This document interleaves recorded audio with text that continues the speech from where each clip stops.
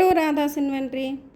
ఈరోజు నేను చేయబోయే వీడియో శ్రీకాకుళం ఫేమస్ అప్పడాలు. పొంగుతూ క్రిస్పీగా రుచికరంగా రావాలంటే నేను వేసిన ఇంగ్రీడియంట్స్ నేను చేసిన ప్రాసెస్లో చేయండి. వీడియో కొంచెం లాంగ్ అయింది, అలా అని స్కిప్ చేయకండి. నేను చేసిన ప్రాసెస్లో చేయాలంటే ఈ వీడియో స్కిప్ చేయకుండా చూడండి. 3 కేజీల మినపగుళ్ళు తీసుకున్నాను. వీటికి సరిపడా ఇంగ్రీడియంట్స్ యాడ్ చేస్తున్నాను. గుళ్ళును కానీ పొట్టు తీసిన మినపప్పును కానీ ఎండలో శుభ్రంగా ఆరబెట్టి ఎండిన తరువాత పిండిను మెత్తగా ఆడించుకోవాలి. పిండి మెత్తగా ఉంటే జల్లించిన అవసరం లేదు, గరుకుగా ఉంటే జల్లించుకోవాలి. ఎక్కువ కాలం నిలవ ఉండాలి అంటే మిరపకాయలు వేసుకోవాలి. వీటిని ఎండలో ఆరబెట్టి మిక్సీలో వేసి మెత్తగా పౌడర్ చేసుకోవాలి.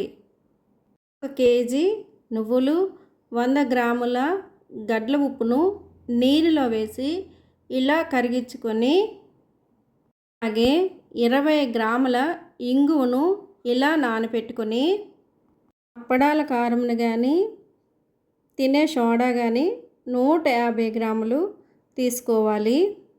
ఇలా జల్లించుకొని పిండిలో వేసుకొని 5 గ్రాముల జీలకర్రను వేసుకొని చేసుకున్న మిరపకాయల పౌడర్ను ఇలా వేసుకుంటూ మిక్స్ చేసుకోవాలి. అలాగే మనము ముందు నానబెట్టుకున్న ఇంగువను ఇలా వడకట్టుకుంటూ వేసుకొని, అలాగే కరిగించిన ఉప్పు నీరును నెమ్మదిగా వేసుకుంటూ కలపాలి. చూసుకోండి, కొంచెం నీరు వేసి కలుపుతూ చూడండి, లేదంటే లూజ్ అయిపోతుంది. ఇలా కలుపుకుంటే సరిపోతుంది. చిన్న ముద్దను తీసుకొని, ఇది ఫస్ట్ బ్రౌన్ కలర్గా ఉంది చూడండి, అలాగే తెల్లగా వచ్చే వరకు పేడించుకోవాలి. ఎంత తెల్లగా పేడిస్తే అప్పడాలు అంత తెల్లగా పొంగుతూ క్రిస్పీగా వస్తాయి. చేతులకు నూనె రాసుకొని ఈ ముద్దని తీసుకున్నప్పుడు తేలికగా ఉండాలి.